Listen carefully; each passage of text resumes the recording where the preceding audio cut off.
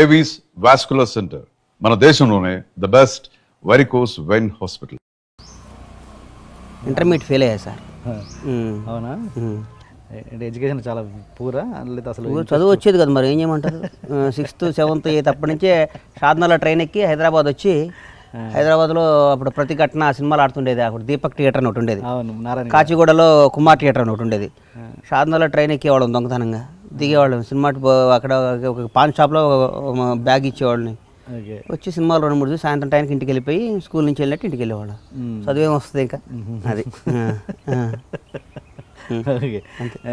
ఇప్పుడేం మరి ఆ మిస్సింగ్ అంతా పిల్లల మీద చూపిస్తున్నారా? పిల్లలు ట్విన్స్ అని విన్నాను. అవును, నాకు 2 పాపలు 1 బాబు అండి.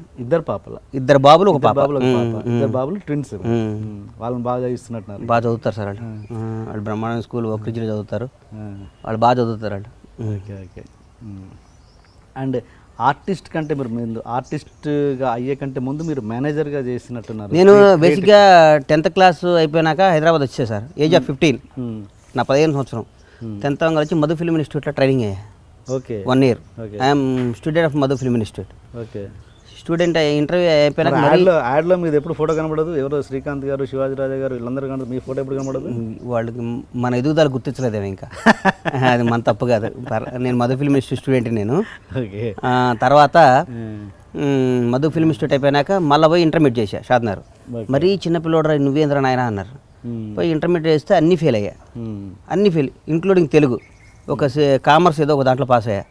ఇది అయ్యే పని కాదురా అని చెప్పి మళ్ళీ వచ్చి ప్రొడక్షన్ మేనేజర్గా జాయిన్ అవుతాం. ఇండస్ట్రీలోనే ఉండాలి. నాకు ఫ్రెండ్ ఉన్నాడు రమేష్ రెడ్డి అని. ఓకే. చిన్న చిన్న వేషాలు వేసాడు. ఇప్పుడు కూడా నా ఫ్రెండే. ఓకే. రమేష్ రెడ్డి ఇద్దరం కలిసి మేము అందరం రూమ్లో ఉండేవాళ్ళం యూసఫ్గూడలో. నేను రమేష్ రెడ్డి, వినోద్ బాలా అని మేమందరం కలిసి రూమ్లో రూమ్మేట్స్ మేమందరం. తర్వాత అట్లా జీవితం స్టార్ట్ అయిపోయింది. మేనేజర్గా స్టార్ట్ చేశాను. తర్వాత సిఎల్ నర్సారెడ్డి గారి దగ్గర, కేఎస్ రామారావు దగ్గర, అదే క్రియేటివ్ కౌన్సిల్ అందరి దగ్గర వర్క్ చేశా. ఓకే. వర్క్ చేయటువంటి వాళ్ళని డబ్బులు ఇచ్చేవాళ్ళు కదా, నేను తీసుకునేవాడిని కాదు.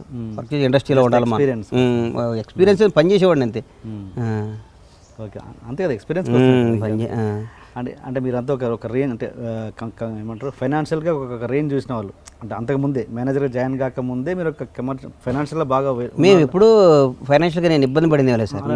బాగా మంచి వెల్ సెటిల్ అంటే ఎబో యావరేజ్ ఫ్యామిలీ.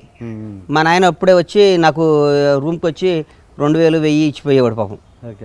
1000 నేనే ఇంటికాడ డబ్బులు తీసుకునేది ఏందా అనుకునేవాడిని. నేను ఇంటికాడ డబ్బులు తీసుకోవద్దు అనుకునేవాడిని. అట్లాగే మా నాన్న వచ్చి పాపం ఇచ్చిపోతూ ఉండేవాడు. మా నాన్న బాధ అనిపించేది నాకు, మా నాన్న దగ్గర డబ్బులు తీసుకుంటున్నాను అయిందని.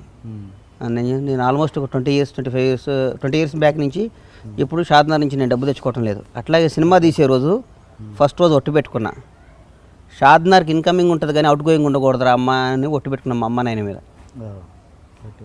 మా ఊరికి డబ్బులు పంపించాలి కానీ తెచ్చుకోవద్దు నేను హైదరాబాద్. అందుకని నేను హైదరాబాద్ 1 రూపాయి దాన్ని.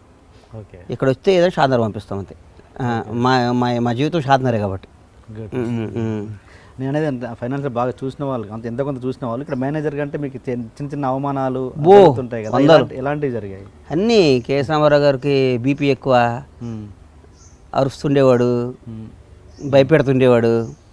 అయినా మనం ఇండస్ట్రీలోనే ఉండాలి. సినిమా అంటే పిచ్చి, సినిమా అంటే ఫ్యాషన్, సినిమా అనేది తప్ప ఇంకోటి ఏమీ లేదు. ఇక షాద్నగర్లో అందరికీ అప్పుడు ఇన్స్టిట్యూట్లో జాయిన్ కాలే, నాగేశ్వరరావు కొడుకు, నాగేశ్వరరావు కొడుకు సినిమా యాక్టర్ అంటారా అనేది మా వాళ్ళని మా కొద్దిగా ఎక్కిరింపులు. ఈడు పోయి హీరో అవుతాడా, యాక్టర్ అవుతాడా, అది అవుతాడా, ఇది అవుతాడని. ఒకరోజు ఉండలేనని షాద్నగర్ వెళ్ళిపోయినాక మా అమ్మ తెల్లారి నైట్ ఏమలేదు పాపం. అప్పుడు పోయి గౌలిగూడ పోయి బస్సు ఎక్కేది. గౌలిగూడ పోయి బస్సు ఎక్కితే షాద్నగర్ దిగేది. ఇంటికి పోతే పాపం మా నాన్న స్కూటర్ మీద వచ్చి తీసుకుని పోయేవాడు. నేను పోనమ్మా షాద్నగర్ హైదరాబాద్, ఇంకా అమ్మాట ఎవరి దగ్గర అన్ని పనులు నేను చేయను, మన ఇంటికాడ ఏదైనా చేస్తా అది ఇదంటే.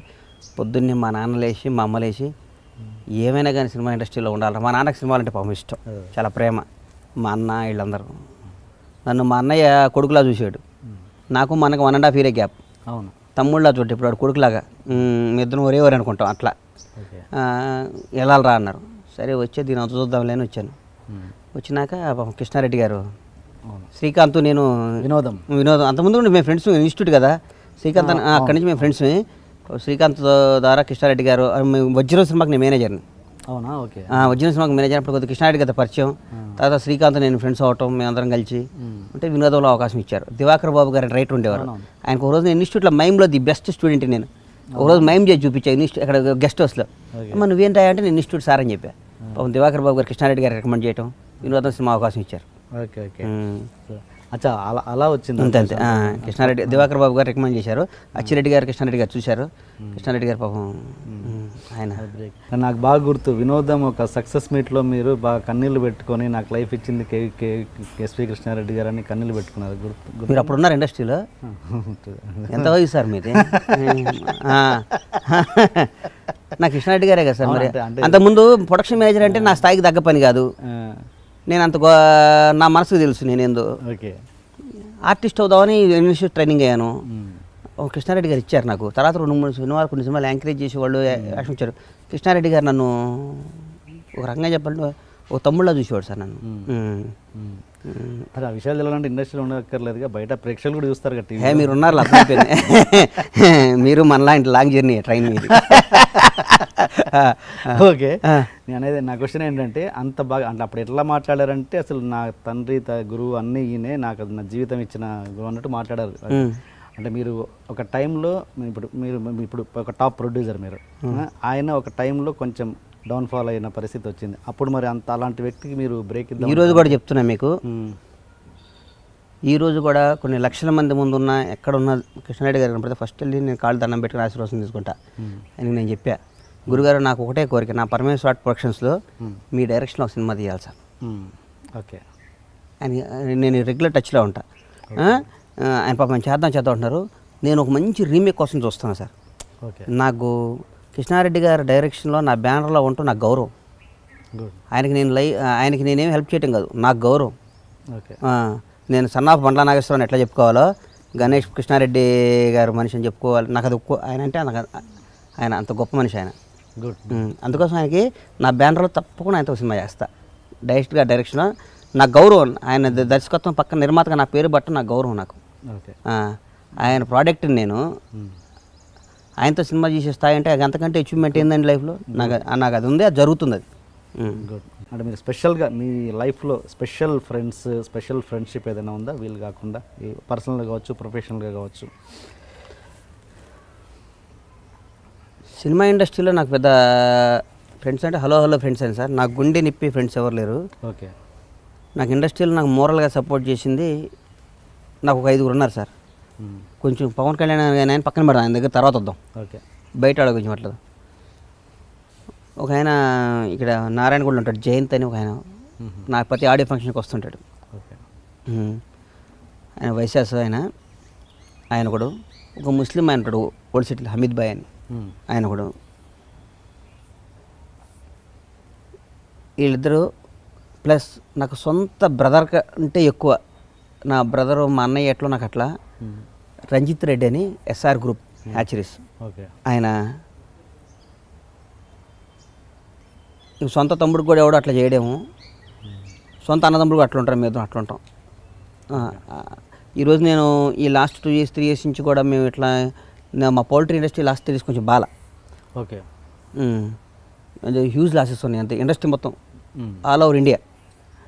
ఇట్లాంటి టైంలో కూడా మనం తట్టుకొని ఇంత బాగా మనం చేసుకొచ్చామంటే బికాస్ ఆఫ్ రంజిత్ రెడ్డి అండి. ఒక రకంగా నాకు సొంత బ్రదర్ అనుకోండి. ప్రతి విషయం మేము ఇద్దరం మాట్లాడుకుంటాం. ఈ ఇండస్ట్రీ పరంగా వస్తే నన్ను ముందు నుంచి ఎంకరేజ్ చేసి నేను ఉన్నారా నడిపించింది మా ఫైనాన్షియల్ సత్యరంగయ్య అని మీరు పేరు అయిన ఉంటారు. సత్యరంగయ్య ఆయనండి. సినిమాల్లో నాకేమన్నా నా కోసం అల్లు అరవింద్ దగ్గరికి వెళ్ళి, అరవింద్ గారి దగ్గరికి వెళ్ళి మా గణేష్ డేట్లు బన్నీ డేట్లు నేనున్నా అని చెప్పి నన్ను ముందు నుంచి ఎంకరేజ్ చేసుకొచ్చాడు ఆయన. అట్లాగే సినిమా ఇండస్ట్రీలో నాకు మనసు బాగా బాధ అనిపించి అమ్మ చిరాకు అనిపించి ఏంద్రా ఇది అనిపిస్తే త్రివిక్రమ్ శ్రీనివాస్ గారి దగ్గరికి వెళ్తా. గురుగారు డైరెక్టర్ గారు ఇది ప్లాన్ ఏంటంటే ఆయన దగ్గర 1 గంట కూర్చుంటే మొత్తం బ్యాటరీ డౌన్ అయిపోద్ది, మొత్తం మళ్ళీ మన మీద మనకి కసి వస్తుంది, మళ్ళీ మనం పని చేసుకుని ఉంటాం. అది ఏంటి ఆయనతో అంత రిలేషన్ మీకు? అంటే ఎట్లా ఏర్పడ్డది? త్రివిక్రమ్ గారు నాకు ఫస్ట్ ఆయనతో సినిమా చేద్దామని ఎప్పటి నుంచో జరుగుతున్నా. మా తీన్మార్క్ డైలాగ్ రైటర్ ఆయన. తర్వాత ఆ సినిమా ఫ్లాప్ అయినాక పాపం గబ్బర్ సింగ్ సినిమాని తీన్మార్ అప్పుడు నేనే కొనటం జరిగింది దబాంగ్ని. హీరో గారు సొంతంగా చేస్తారా పవన్ కళ్యాణ్ క్రియేటివ్ వర్క్స్ మీద అని చెప్పారు. చేసుకోండి బాబు, మొత్తం నేను ప్రొడక్షన్ చేసి పెడతానని చెప్పారు. అయినాక ఆ ఫ్లాప్ అయిన ఆ జర్నీలో హీరో గారు నాకు ఇద్దామని మెంటల్గా ఫిక్స్ అయ్యారు, గణేష్కి ఇద్దామని. త్రివిక్రమ్ గారు కూడా వెళ్ళి ఈ సినిమా గణేష్ చేస్తే బాగుంటుందని చెప్పి నా కోసం సెట్ చేసి ఓకే. గబ్బర్ సింగ్ అనే సినిమా ఇవాళ రూపురేఖలు దిద్దుకోవడానికి పవన్ కళ్యాణ్ గారితో పాటు త్రివిక్రమ్ గారు కూడా అంత ముఖ్యం. ఓకే. అంటే అది నా జీవితాన్ని నేను మార్చిన సినిమా కదా సార్. అవును. నేను ఎప్పుడు పవన్ కళ్యాణ్ గారు అంటే త్రివిక్రమ్ గారు అన్న, పవన్ కళ్యాణ్ గారు అంటే త్రివిక్రమ్ గారు అంటే నాకు ఒక బుక్ లాంటాడు. ఓకే. ఆయన ప్రతి విషయంలో ఆయనతో నాకు పర్సనల్ డీప్ ఉంటే ఆయనతో మాట్లాడుతుంటాను. ఓకే. తీన్మార్ సినిమాకి త్రివిక్రమ్ గారు పర్ఫెక్ట్గా పూర్తి స్థాయిలో వర్క్ చేశారండి, లేదంటే కొంచెం ఆయన వేరే ప్రాజెక్ట్లో బిజీ ఉండడం వల్ల దీని మీద అంత కాన్సన్ట్రేట్ చేయలేకపోయారు అన్నది ఒక టాక్. నిజమేనా ఇంతవరకు? ఏం లేదు, బ్రహ్మాండంగా రాసి పెట్టారు.